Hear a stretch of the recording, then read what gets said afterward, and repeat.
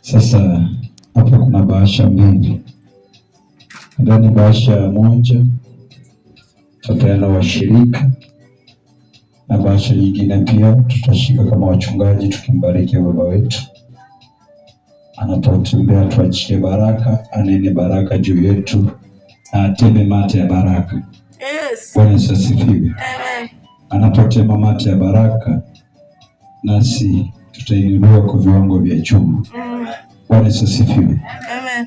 So washirika mtashika hii, mtashika tu kwa mikono nyinyi wote, washirika tu wote, alafu mwinjilisti na mama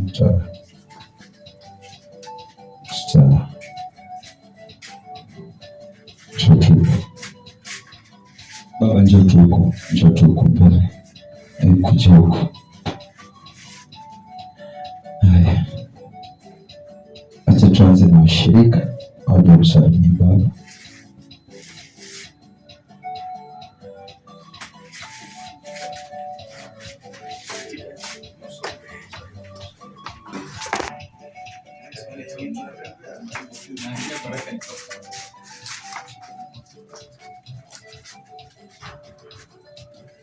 Baba, ninaachia baraka kwa mikono hii ambayo imetoa Bwana.